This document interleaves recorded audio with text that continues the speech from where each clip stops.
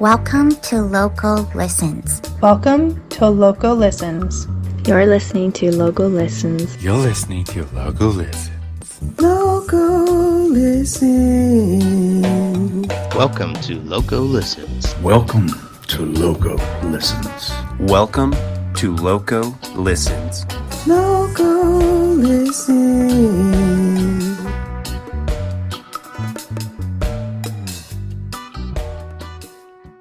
Hello, my friends, and welcome back. I am so excited to introduce my new friend, Morgan B. And I was talking to her earlier, like, how am I going to introduce you? So we came up with a couple ideas, and Morgan is a really interesting character. She's a wanderer and explorer. She's a mother. So happy early Mother's Day to you. We're recording this on the Saturday right before Mother's Day. She's a very open-minded, open-hearted soul, a lifelong explorer, an avid reader. She sent me some pretty cool thoughts on books that she's been reading. And lastly, I do want to mention that she has spent some time off the grid and has reintegrated herself back into the quote-unquote matrix and the social media matrix. And I'm happy that she did, because now we're connected. And she's also small world, you know, like the Rising from the Ashes podcast is a common bond that we have. I've been listening to them for quite a while, and you did mention them. Shout out to many people today, including Andy Rouse from the Deep Share podcast. We are all a big fan of yours, Andy. So Morgan, welcome to the Local Listens podcast. Thank you for being here. Hello. Thank you for having me and just talking to me. It's wonderful to vibe with so many people. And I sometimes do feel like I spend too much time on social media, but at the end of the day, like, my friend owns a social media marketing company, and he always says this, like, we have to put the social back in social media, and that's how we were connected. And I just got to remember that. Yeah, it's draining your energy sometimes to spend too much time on there, but the people that you can run into is why we're all here. So I appreciate you being here. Yeah.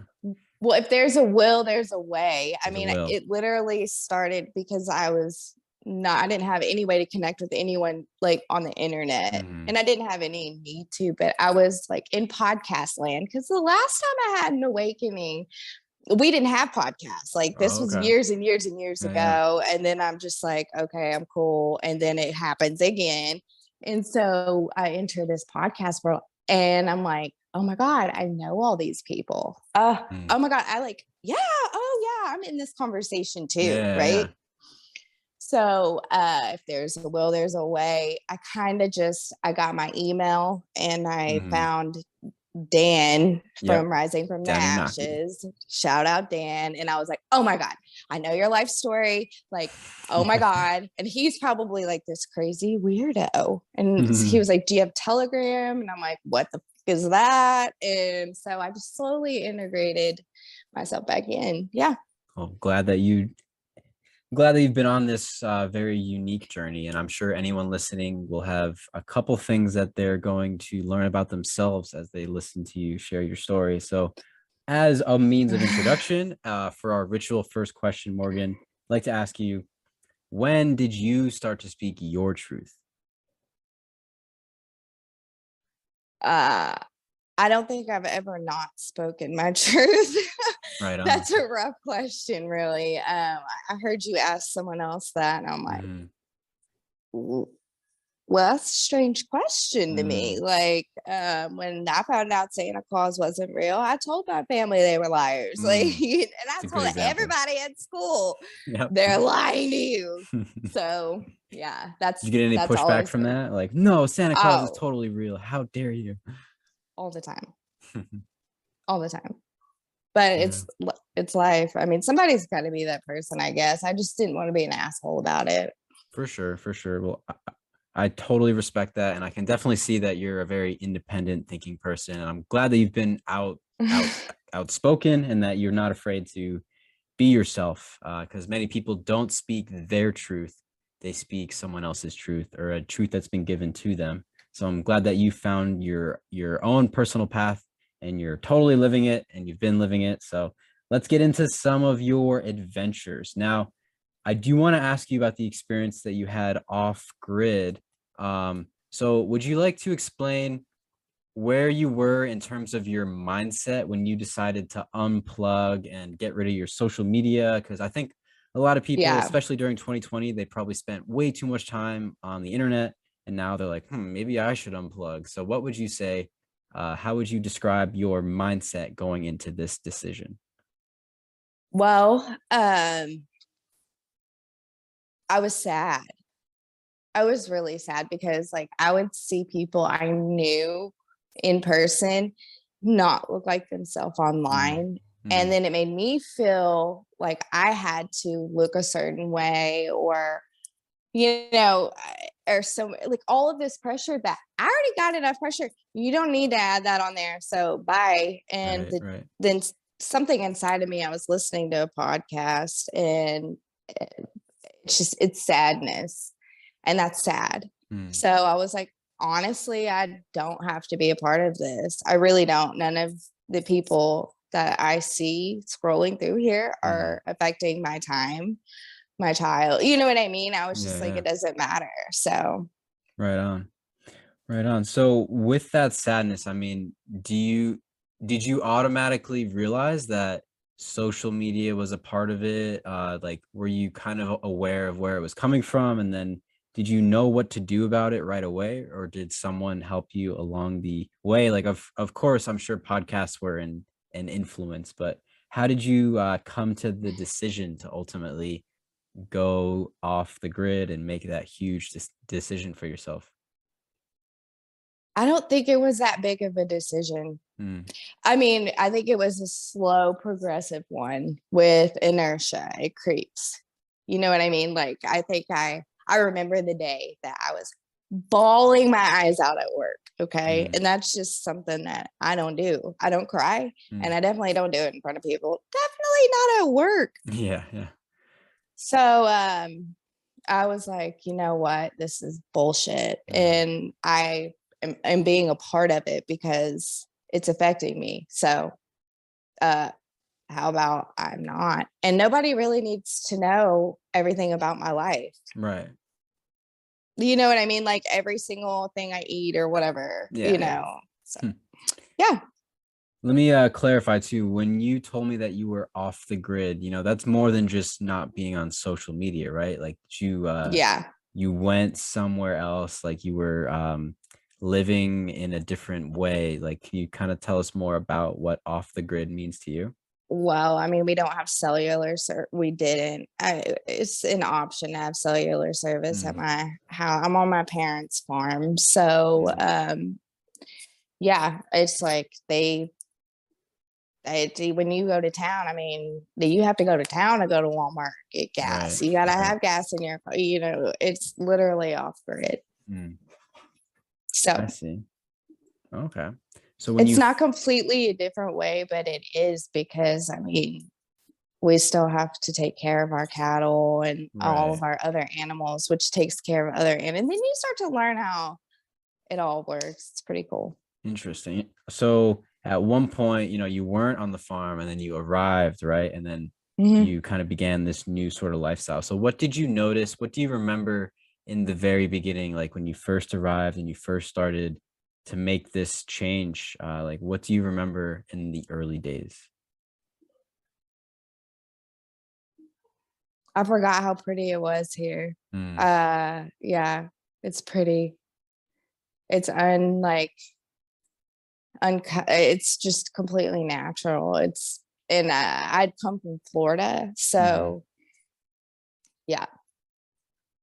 Yeah, right on. Yeah, you showed Beauty. me the view earlier. It's absolutely stunning, and you automatically feel a sense of peace when you look out there. It's pretty fascinating, and so I'm glad that the landscape has been offering this to you. Yeah. Can we pause for 2 seconds? Of course, Are we recording live? Just right, 2 right. seconds. Okay, let me get just switch up. Editing is magical. Okay, so just there you go. Yeah. Sorry about that. You're good. All right. So I want to ask you about Rising from the Ashes, because it's a really cool podcast. Got a great set of hosts there, and I'm wondering, what stands out to you about their show, or what kind of ideas were you getting into when you were listening to these podcasts back in the beginning?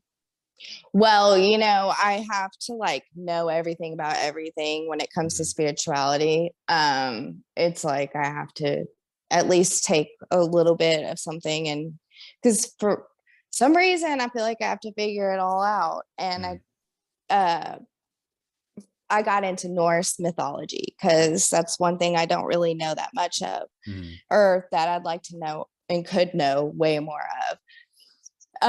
Which then led me into the poetic eddas, however you say it. That's where I was. And then somehow, because the only way I was on the internet was through Spotify. Not shout out Spotify. I'm just saying was through podcasting. And I looked up something and I found the Bach Saga. And I was like, holy crap. I mean, it blew my mind. And like, I still don't even know completely what I'm reading. Does that make sense? Like, so I just kept listening to them. And then the fact that, I don't know, they're not like, oh yeah, aliens are coming for us or what. They're just kind of logical and different from each other. Yeah. Like you got Dan over here, and then you got homie Romy over here. Homie Romy. I mean, they balance each other out. So I just didn't feel like I was completely freaking nuts because I've already gone through this. I just didn't have other people that were also going through it with me. Yeah. So when you decided to go off of the grid and, you know, you continued listening to podcasts, right? Like that was the like one connection that you maintained. Okay. Oh, and my coworkers, they What about they your heard coworkers? everything. They heard everything I learned. I had one coworker that really that's gone through this too several times, that finally he was just like, well, once you get to the end, let me know. And started laughing. And I was like, ah. It's like, too bad there is no end. It just keeps going. And that's the beautiful part about it. We can keep on learning forever. Yeah. If you guys are listening on audio, Morgan just gave us a really funny wink because it's the biggest joke of all, that we're never going to stop learning. We're going to be lifelong learners forever. And that's wonderful. It's a curse almost. It's like, what is it? So what, and it gets me to this. So I'm going through all of this, right? My brother, thank God for him. Like really, I asked him, and I just keep asking him things. And then we got into FOST, and he's like, ha ha. And I'm like, okay, really though. And he said, I want to challenge you to do something. And I was like, okay. And he said, I'm going to ask you a few questions just to get you started on where you're at right now, kind of calm you down, kind of like, you know, rein you back in a little bit, Morgan, because I see where you are, I understand, but I'm going to reel you in. So I said, of course, challenge accepted. First question was, what is existential authenticity to you? Or what is it? What is it? Existential authenticity. So I think about, and I've already answered this question. You've asked me this question once before. Yeah. And I was going to go back and read, like, well, what did I say last time? But here's my answer was different every single time. Exactly. So for existential authenticity, and this kind of relates to like why I brought that point up, is because wherever you are in this moment, if you're being yourself, if you're listening to your truth and you're experiencing life through your eyes and no one else's, that to me seems like existential authenticity, because people can tell you what reality is or how to live in this reality. But if you want to be really authentic for yourself and to exist in a way that is authentic, you have to figure it out for yourself. And that is a very challenging truth for some people. But once they accept that they have to do it themselves, it is so liberating, you know? Oh boy.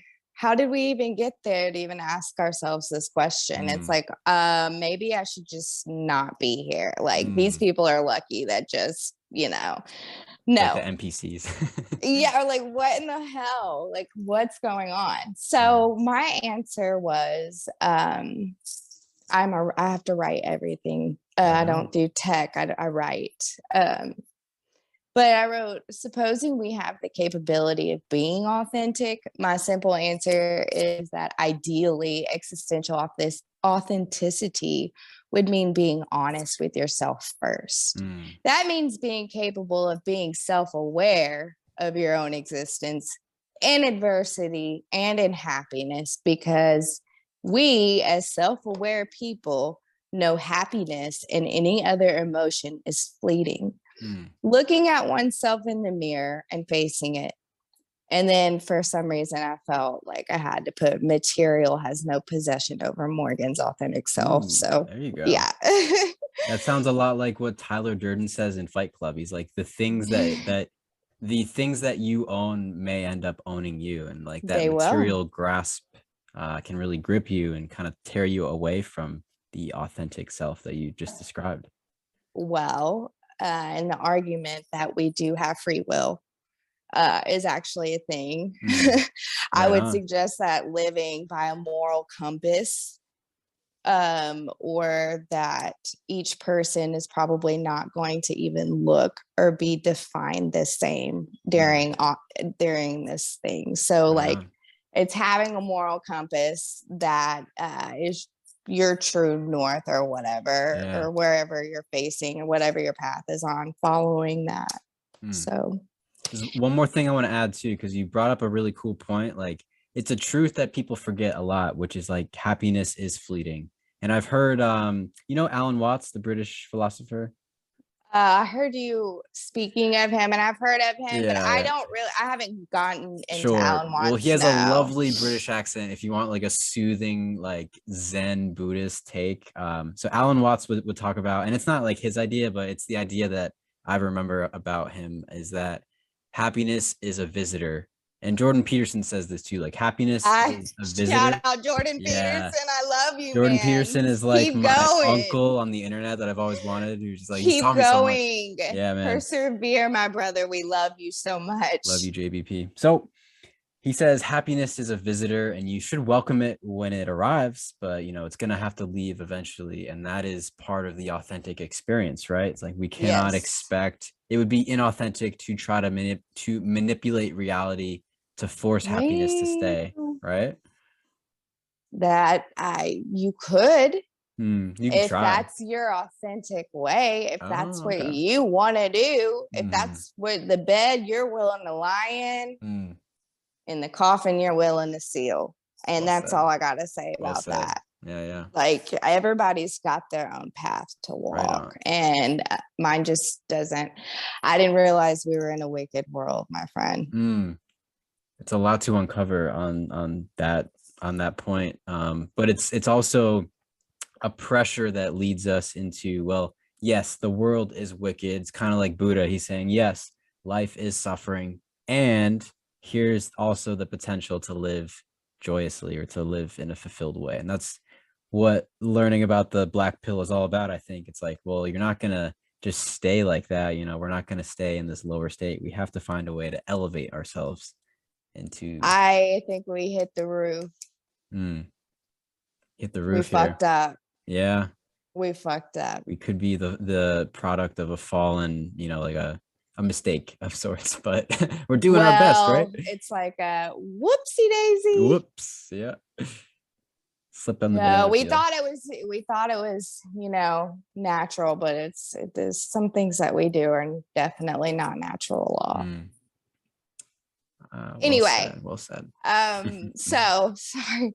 You're good. Number two is, okay, so you defined that. So what would an authentic existence actually look like? Ooh, an authentic existence. So the first thing that comes up for me is, well, I'm a high school teacher, and I remember being on the phone with someone during my lunch break and the bell was ringing and they're like, what the fuck is that?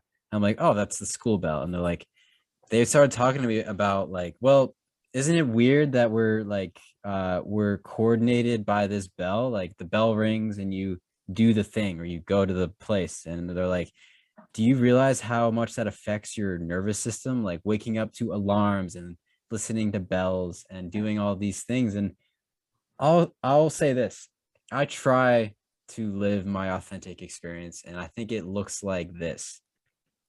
It's being able to wake up whenever you want and to do whatever you want, given that there are certain constraints. Like, let's say you're living on a farm. You have to get up at a certain time to feed the animals, right? The animals will depend on you, and you have to keep things going. But if someone else is telling you to do that and you don't fully accept it, it won't feel authentic.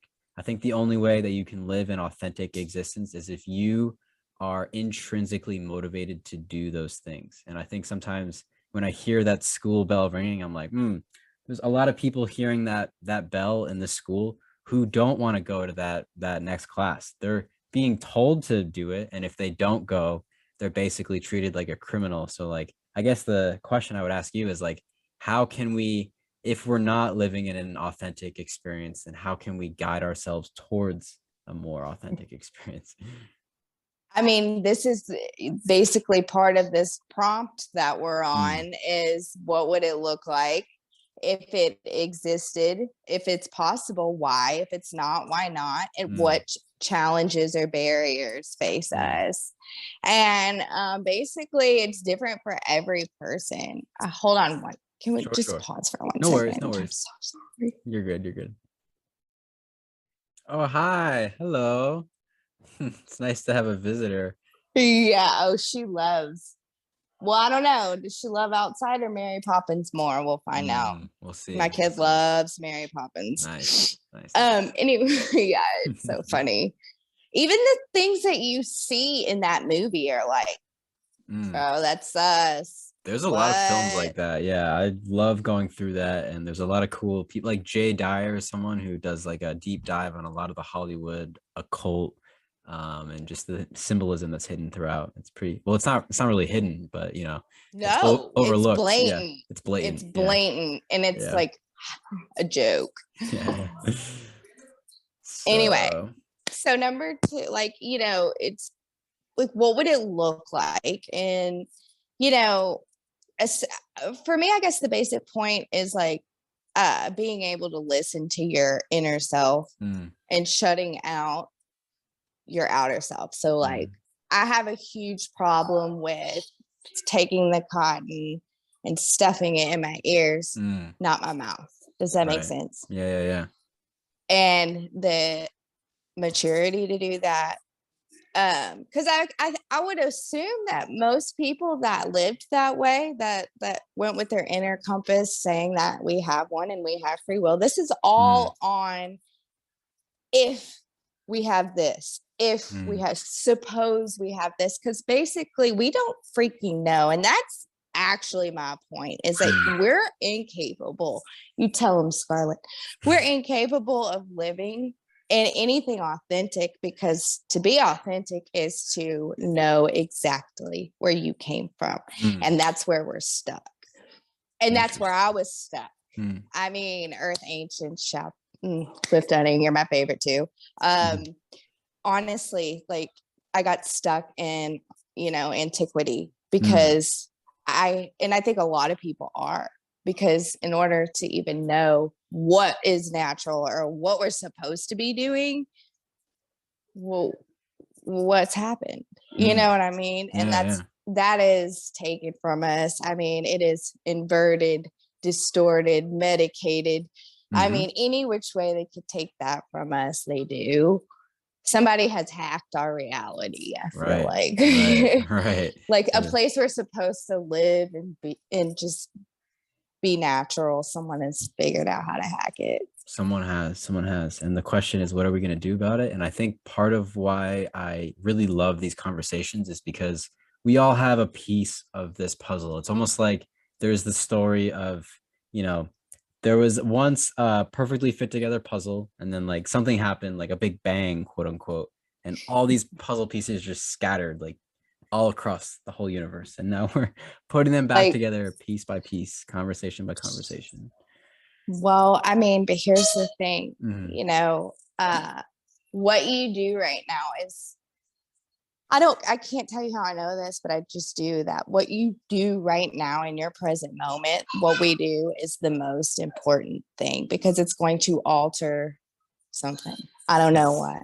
Yes. I can't tell you. I don't know the answer, but my heart tells me that. And me being my authentic self, I have to say it. But anyway, like, I guess learning also from like things that you've done would make you an authentic person, not repeating the same mistakes. So can I ask you this? Because like before we got into these 6 questions, you brought up Faust. And, you know, he's the author of the famous play with Mephistopheles. I think I'm saying that right. Jordan Peterson, please forgive me, because he's the one who I first heard it from. And, you know, that's the classic story of the deal with the devil, right? Or with, you know, trading one thing, like you could trade your soul for fame or money or glory. So what stood out to you about that particular story? And how do you think it all ties into what we've been discussing so far? Oh, my God. Oh boy, that's a big one, because when I think of that, I think of, first of all, the devil wasn't even a concept until the, 1700s. So that being said, at some point, making a deal with the devil was not an option. Right. So at some point, something has happened to where that is quote unquote capable, or you're whatever you want to believe in this Faustian, mythos right here. Which also the thing with it's Roman mythology sticks out to me the absolute most, and especially I keep bringing up Asclepius anytime I can, because I think that has something to do. I think that's why this is a mistake. I don't think we're supposed to be here right now. I don't. Could you give us a little background? So Asclepius, there's probably someone listening who doesn't know who that is, or maybe is not as well versed in Roman mythology as you are. So, like, could you give us? I'm not well versed, no, but I will definitely say what I know. I'm not. I am neither well am I, versed by the way, in anything. I'm a wealth of useless information. I know a little bit about a lot, and I try to know everything. That's just me. But what I do know is Asclepius was the son of Zeus, because in Roman mythology, Zeus was God or the All-Father. He just had his way with whomever or whatever. I don't think Odin would treat people the way Zeus did, but so he would just, and without thinking about the repercussions of his actions. A bit of a tyrant. And that's kind of what we're dealing with is that. And Asclepius, so they kind of look, Apollo, it's been a minute, Apollo and Hermes. Yep, the messengers of the gods. Yes, they go and they look in the future and they're like, oh shit, we fucked up. And Asclepius with his rod and staff is supposed to raise the dead. But he's also known as a messenger, medicine man.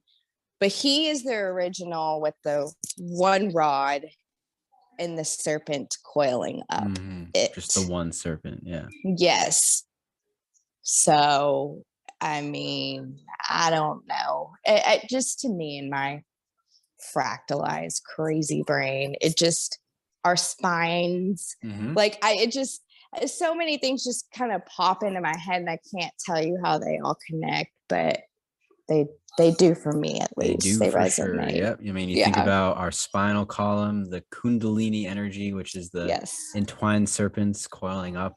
And even like in a more material sense, like cerebral spinal fluid is a thing that, if you are like, if you have bad habits, like if you're like watching porn, or if you're doing too many drugs, if you're drinking too much, all these things will diminish that potent energy in your spine. And that is cutting you off from the messengers of the gods. That's kind of how I think about it. Like Hermes is in our spine. He connects our brain to our toes. And if we keep ourselves aligned and, we sit up straight with our shoulders back and do all these things, then we're going to be more in touch with the divine, which is, I think, what a lot of people want to be in touch with. I grew up a staunchly like Southern Baptist, like my uncles and aunts went to Church of God, which is a branch of Pentecost, which is, I don't even have the time for that. But another episode. Yeah. So I grew up with this like guilt for knowing the things that I know. And then like thinking that like, oh my God, well, what's the right way to go? Like, oh my God, what's gonna, is this right or wrong? Do I trust my instinct or what I have been told? And it's been an internal battle for myself for a very long time. And you mentioned the spinal fluid and that goes through, and I think it has something to do with the moon. Interesting. That's just my point of view. I don't. Okay. Yeah. Well, like, are you thinking, the moon controls the tides or it has an effect on the ocean?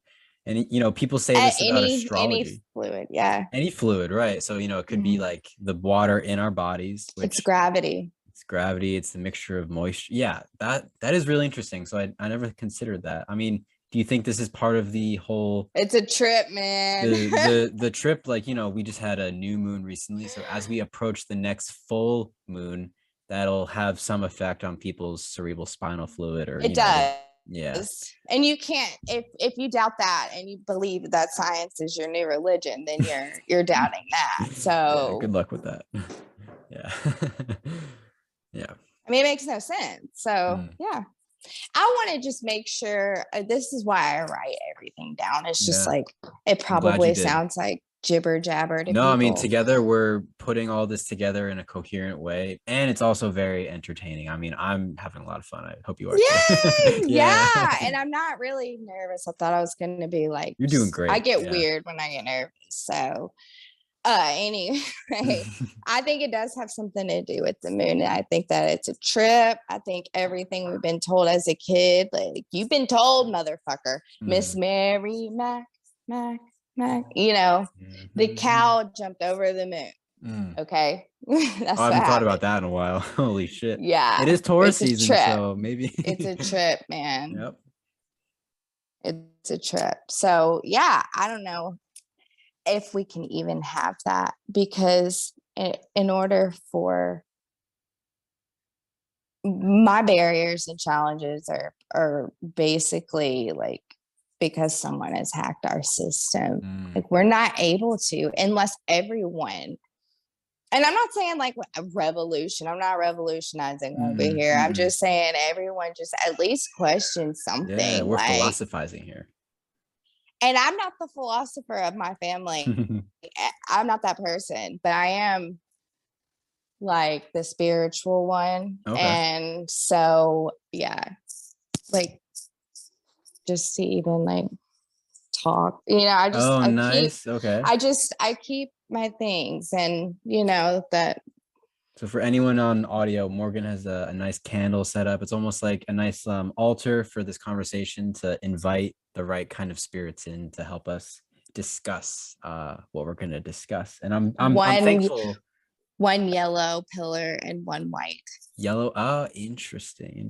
Do you want to explain a little bit about what that means to you, or?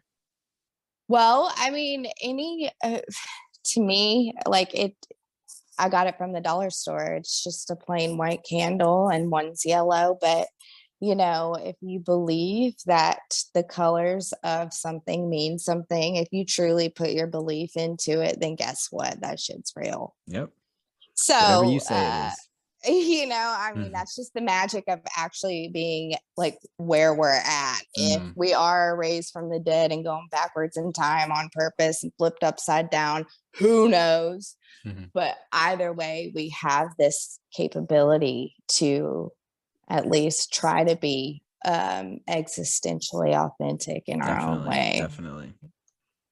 I love it. And I'm thankful that your brother brought these 6 questions to you. And I know we've done a couple so far, and it's interesting that many people probably are seeking existential authenticity, but maybe they just never had the right language to think about it. And so we're putting it into a context on this conversation for people if they are feeling like they're lost or in a storm of chaos, that they can think about these questions and reflect on where they want to go next. So where should we go next, Morgan? Well, I mean, emotional intelligence over IQ. That's what I have written. Like, it is a must. Like, we demand to be human beings require fluidity. We cannot evolve or like keep going or whatever the hell we're doing here, which that's another episode too, without being fluid. Right. In your emotions. That's it. That's all I'm talking about. Fluid in your emotions. And I think that's being bastardized as well, but we'll go on. Yeah, I mean, it's you bring up the idea that, like, you know, love and light is like a philosophy that is a bit incomplete, because like if you're going to be fluid, then you have to flow into the darkness, into the hatred, and that's love and light is the best part, obviously, but like it's not the only part, and we have to be able to flow in and out of both sides. And well, both are fleeting. Like I said in question 1, that was my answer. They're both fleeting. You just have to accept that. Yeah. And I can't accept not knowing what's going to happen to me after I pass. Okay. So that has been, I think, that's what I've come out in this whole freaking thing I've written. Plenty of and that's because knowledge is being withheld from us purposefully. Like, am I like off somewhere in Egypt in a tomb being like under a DMT spell? Like, who knows? Am I an avatar? Like, and that's part of the I know that was extreme. I love that. I've never thought about that before. But it's just, we do not know, and you cannot tell me after all of this time that somebody doesn't. And I think it's well, I mean, or they don't, because you're not able to, you know, the knowledge is being withheld from us, and we're definitely being steered in the wrong direction here, because our environment in which like we're able to use our moral compass in is unable. It'll drive you mad. Yeah. And that's why we have a whole community of people. Right on. I'm very thankful for this community, by the way. Yeah, me too, for sure. Yeah.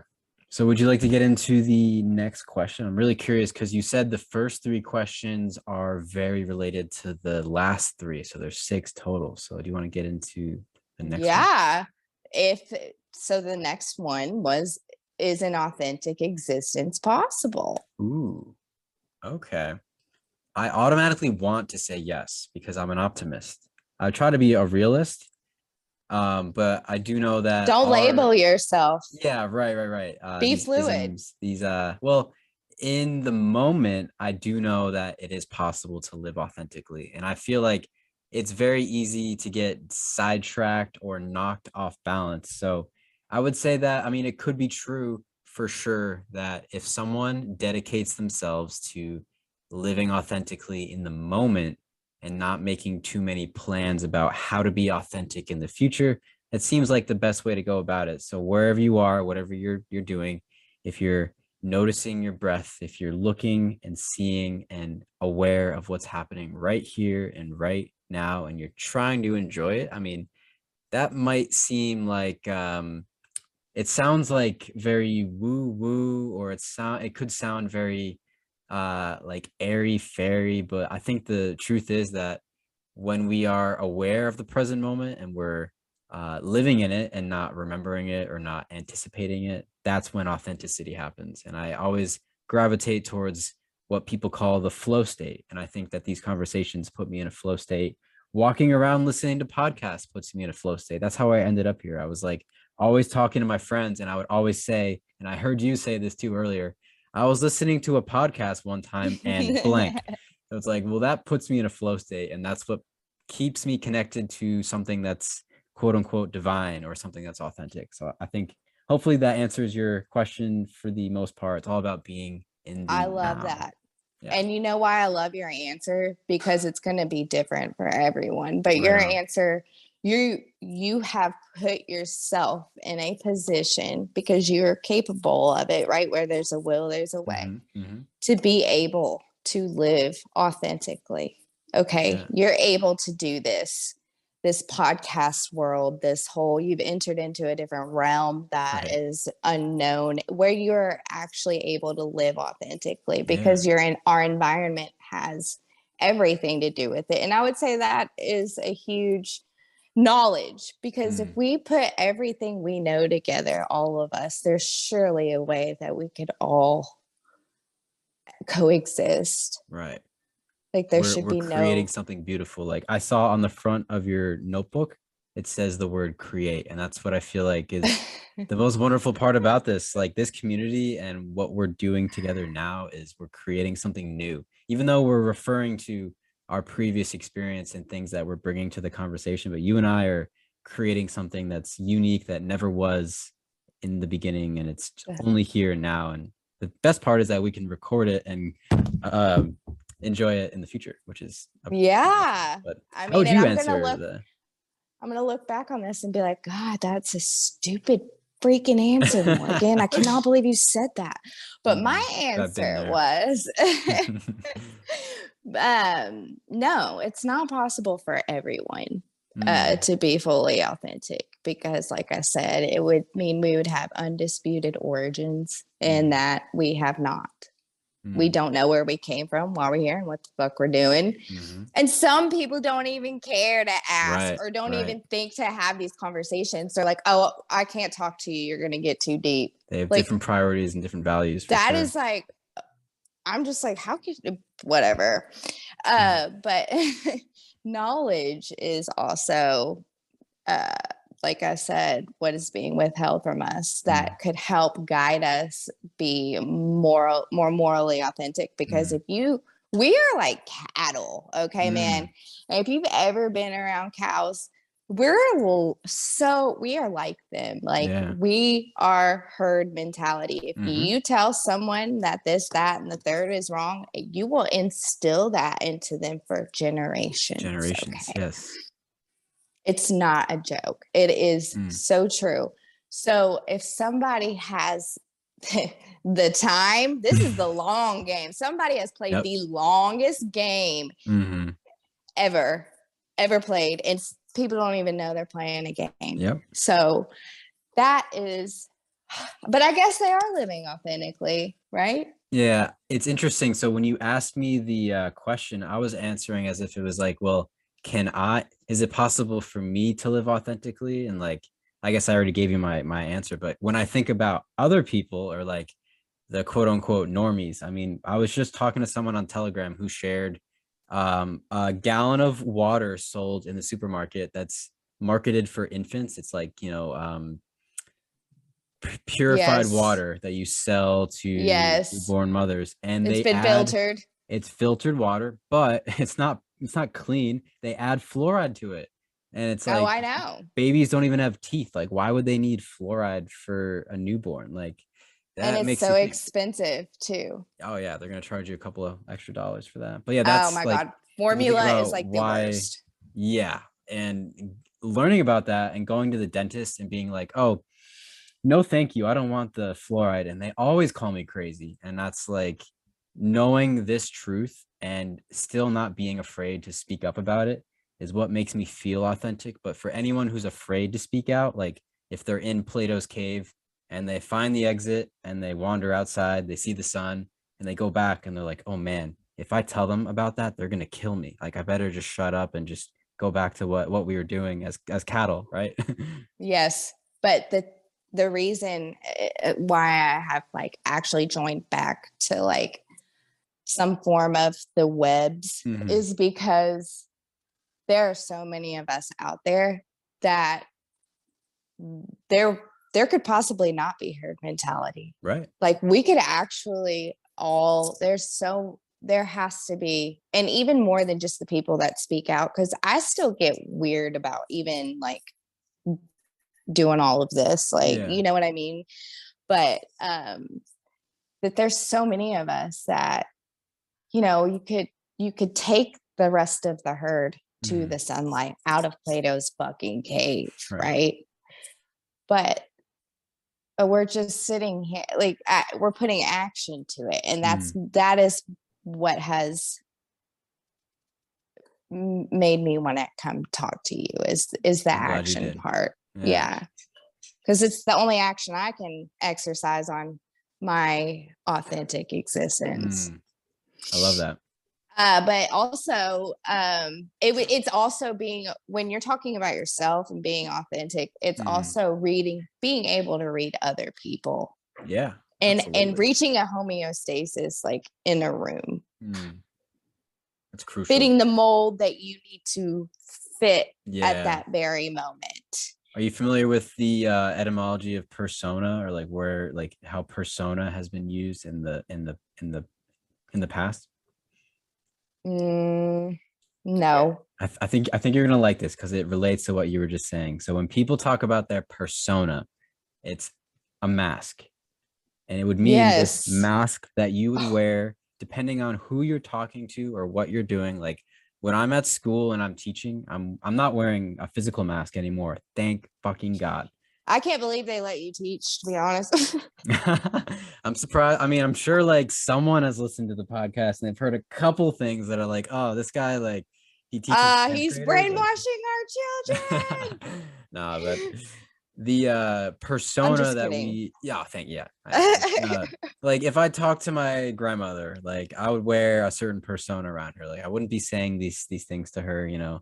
If I'm talking to my boss, I have a certain persona, a certain mask on. It's like, yeah, you're totally right. Like for emotional intelligence and being fluid, we should be able to like kind of mold ourselves, and that's for survival with purposes. It is survival. Compass, oh my God. But to be able to stand your ground on your moral compass, and we don't have that, unfortunately. Someone's hacked it. Someone figured this out long before we did. And it threw it away. But maybe not, you know, like anything's possible, Morgan. You don't know, because the thing about being in the moment now is you can alter anything. Yep. That's why magic is such a cool topic, because it's like it starts with the law of attraction, and people kind of shrug that off sometimes, but it really is like, you know, think about someone like Henry Ford. He was like, if you think you can, or if you think you can't, then you're right. And that's the simple way to put it. It's like, if you want to make the reality a little bit better, then you got to start with what's up here in your head. Yeah.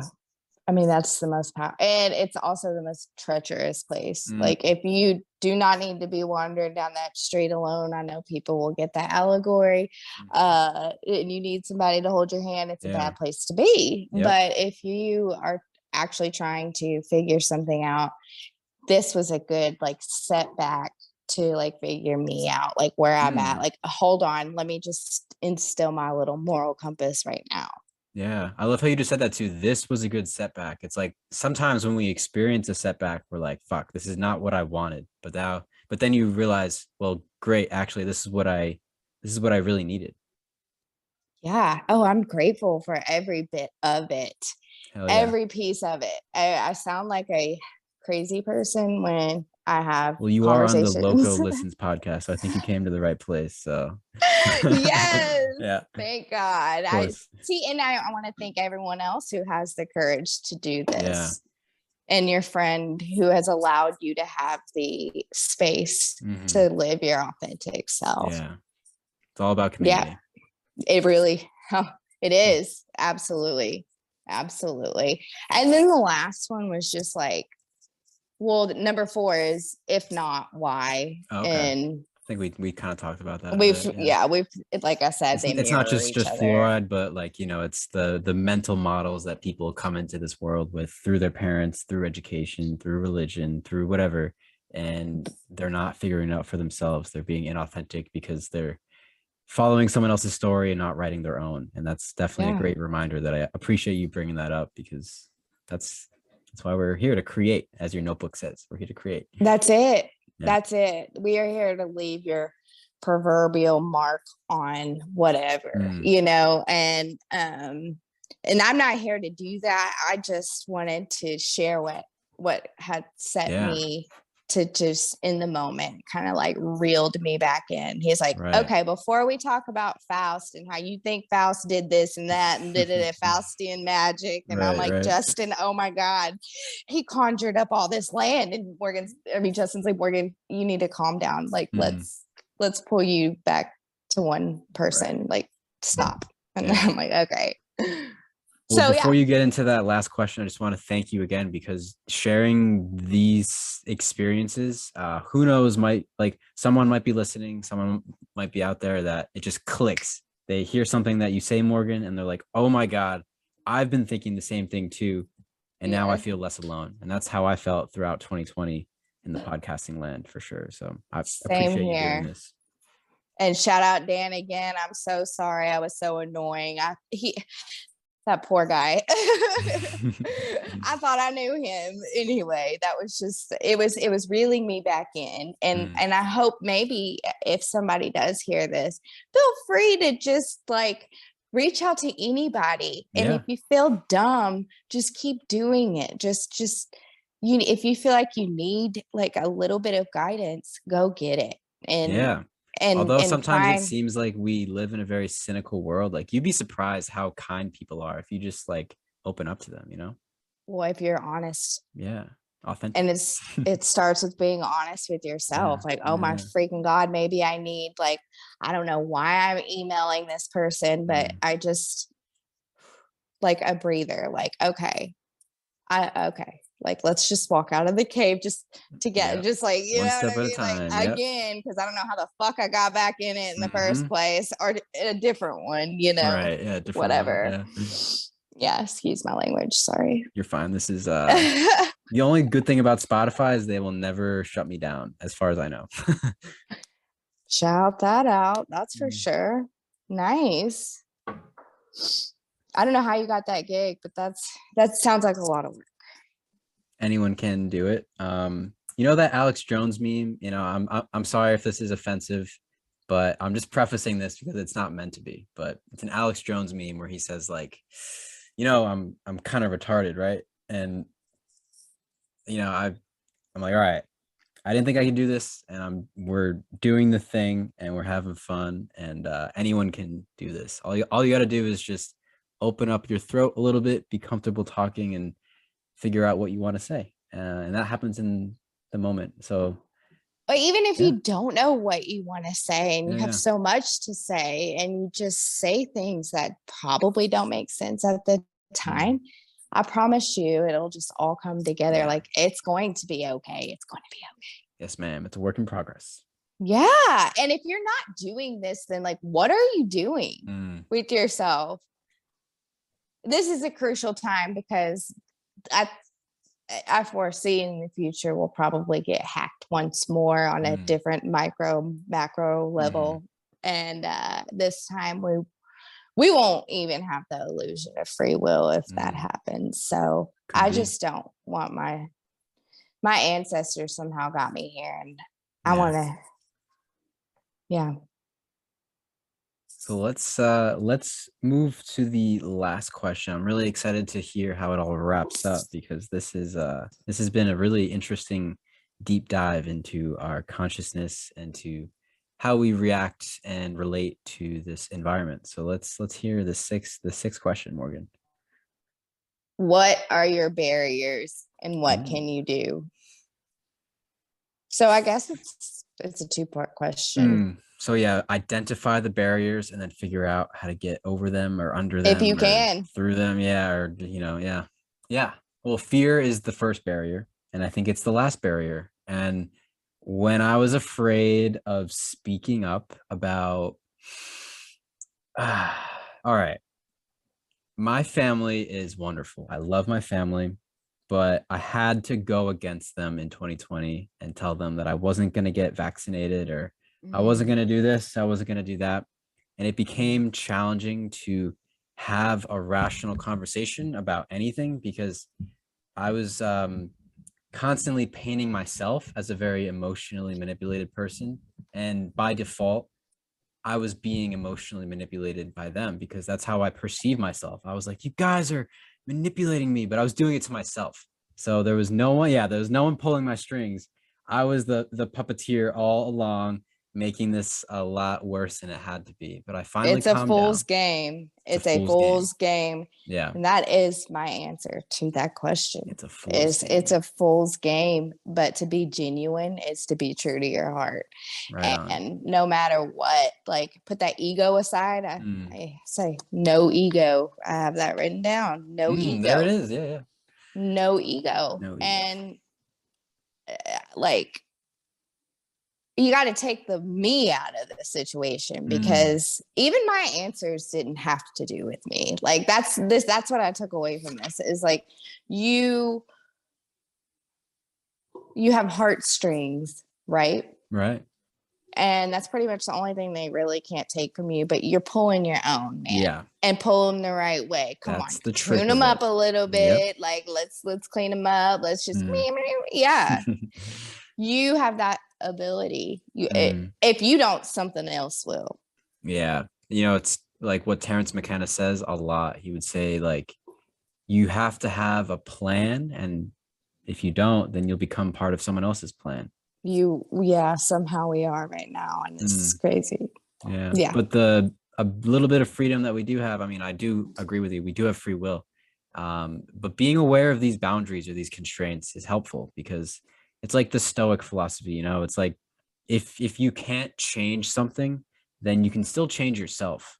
And that's always going to be possible. You can always change your mindset. You can always change how you pull your own heartstrings. It takes habitual effort and dedication. Sometimes it doesn't come to you overnight. Sometimes you just have to work at it for a couple weeks or sleep on it.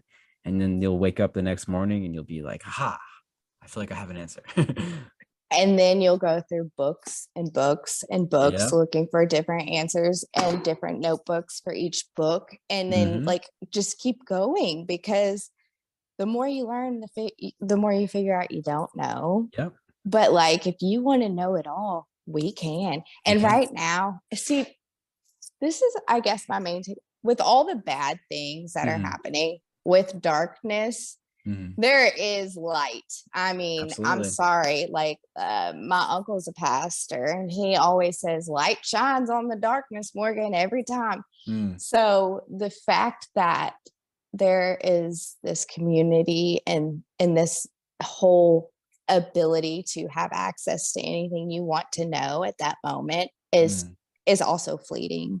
So the fact that we have this access and the art and the literature that's going to come out of this is going to be freaking amazing. Yeah. But we have actual access to anything we want to know. Yeah. That is a true blessing, because I could imagine living in a place and a time where if you wanted knowledge, you have your own experience, you have the people around you, but through books, through literature. This is why I'm an English teacher, because there are so many puzzles out there that we can solve. And it's not like you're going to solve all of them, and you'll probably never solve some, but like the art and the practice, the science of trying to solve it, that process, that journey, it's not about reaching that destination, right? It's like, what are we learning in the process? And through this conversation, through books that you could read, like, as I was saying earlier, you could live in a time where you're very limited to who you're with and what you're doing, but I could go online right now and type in any book I want and find it and gain that knowledge. You can go online and ask me, or I could ask you, or even better yet, ask an entire chat room of people for book, recommendations, and come up with things that you had never heard of. Type it in and get it. That is a barrier that has not been broken. And that is where my answer lies. And that's why I'm here. Knowledge is power. Yes, it is. And if in understanding the allegories and like the stories that are being told. Oh, yeah. So it's like, being able to have discernment, eyes to see. Yeah, absolutely. Like, I learned about Plato's Cave years ago, and I'm only just starting to put it into the right context. And I'm glad that someone pushed me to look at this story and to look at this allegory, because it's been the most profound tale, the most profound allegory that has helped me kind of put this all into perspective. And without that, it would be challenging. That's like a piece of the puzzle that I really needed to think about. Whenever someone gets canceled or ousted, I'm like, wow, that's, this is kind of like a warning passed down from Plato or from Socrates. And it's, you got to keep your ego out of it. Yeah.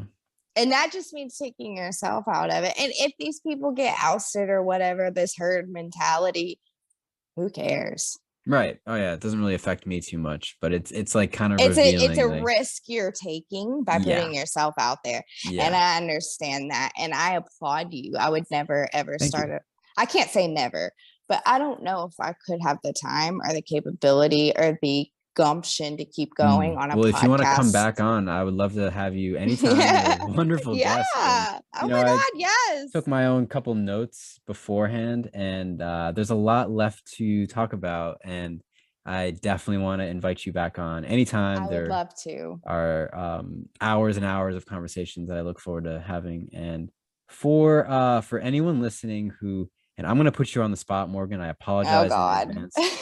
It's okay. If anyone's listening and they're like, I'm looking for a new book, or maybe like you think about a couple books that have inspired you or that have led you to get closer to the truth that you're seeking, or to expand your reality in a way that benefits you. What are some books? You can name one book if you want. You can think of a couple. It's up to you. But let's share some knowledge with the audience. What are some books that you think stand out to you in this moment? All right, let's go to my bookcase. Awesome. We'll get the visual here. Don't make fun of me. All right, so here we go. We have Mary Poppins in every aspect, because get into that's crazy. So on my bookcase, I have, oh my gosh, I do want to put this one out there. Hold on, let me flip it. Okay, great. Okay. Ooh, I see the Black Saga. Shout out to, my friend Joe. He's a poet. But so Eric Klein, 1177 BCE. The Box Saga, obviously. Invisible Acts of Power by Carolyn Myss. Any book by her actually got me going. True Grit. Oh, love. He's from Arkansas. Charlie Portis. Anatomy of the Spirit is the first one. This one. So this one is the first one. Look at, I mean, the 7 stages of what? Notes freaking galore. The seven stages of power and healing by Carolyn Myss. And it pretty much, what it does and what it did for me is take away that guilt of like, it put like everything together spiritually. If anyone's struggling with, Christian guilt or damnation or eternal hell, or it'll help develop kind of your, flooring. But yeah, right so on. far that's what I have. Yeah, thanks for sharing this. Anthem. Ayn Rand, Anthem. Yeah, you shared that with me in the Telegram chat. You only sent me 2 pages, but they were so packed and so profound that it was like, it got me thinking, it got my head buzzing. And I think next time I have you on the show, we should definitely talk about Ayn Rand. She's a really fascinating character. And for anyone else curious about the books that Morgan just mentioned, I'll put them on a list in the show notes. We'll get that all set up for you guys so that we can continue creating and sharing all of this wonderful knowledge. So Morgan, I have a ritual last question of the Loco Listen podcast. So the last question for you is, if you could think back to your past self, whether that was who you were yesterday or last month or last decade, or however far back you want to go, and you were going to give yourself some advice or some tips, some guidance, what advice would you give to your past self? Feelings are not facts. Love it. Yep, that's it. Yeah. I love that. Well, and I still have to tell myself that every day. Yeah, me too. Write it out. Feelings are not facts. Ride it out. The storm does not last forever. Oh, heck no. Heck no. Awesome. Well, this was incredible. I am really excited to go back and take notes on a couple of things that we spoke about because awesome. I have so many follow-up questions, but we just simply do not have time. So we will have to reconvene at another point. But Morgan You just B, let me know. Yeah. Absolutely. I certainly will. Morgan B, thank you so much for being here with me today. And I look forward to speaking with you again. Happy Mother's Day. You're a really cool Mother's person. Day to me. Lucky to have you here. And I'm looking forward to the next time. Well, thank you for the work and the effort you put into this because that really is an environmental boundary. And I thank you. I appreciate that very much. No problem. I look forward to coming onto your show next time. You just let me know, okay? Lovely. Well, all cheers right. for now. Have a good weekend. You too. All right. Well, hey there, folks. Thanks for being here on the outro to this wonderful episode with Morgan B on the Loco Listens podcast. She is an absolute killer guest, and I'm really looking forward to having another chat sometime. But let's talk about what we just went over, because that was a lot of information. And when Morgan first reached out to me, she gave me a little hint about what she wanted to discuss, and those 6 questions about existential authenticity. Well, she shared one of them with me, and I was instantly hooked. So Morgan, I want to thank you so much for coming on here and dropping the hammer of the gods, as Sam Tripoli says, and going all in on your philosophy and helping me to think about mine as well. So really cool that we got to speak today. And one of the things Morgan brought up was Ayn Rand. Very briefly, we discussed a short book by Ayn Rand called Anthem. And if anyone doesn't know, it's a very, very short book. It's about 50 pages. And we're definitely planning to come back on and do another episode about her and about these other themes and ideas that Ayn Rand writes about. So, in total, one of the best things about Morgan's episode is that she reminds me that knowledge really is power. And it's not necessarily power over other people, although it certainly could be, especially with the Ministry of Misinformation, all that good stuff. Double plus good, am I right? But no, what I'm really saying is that if you want to take back control of your own life, well, open up a couple books, see what you can find, take a couple notes, and wow, you would be surprised how much reflection will benefit you if you really sit down and put in a little bit of time every day. So thank you, Morgan. You've inspired me to continue reading and being a lifelong learner. And I want to thank you once again for coming on the Loco Listens podcast. This is episode 14. This was so much fun. Really appreciate you. And happy Mother's Day, Morgan. You're a total badass. And I'm looking forward to seeing you again. All right. Well, for now, folks, let me leave you with this little message. Wherever you are, be here, be now, be you.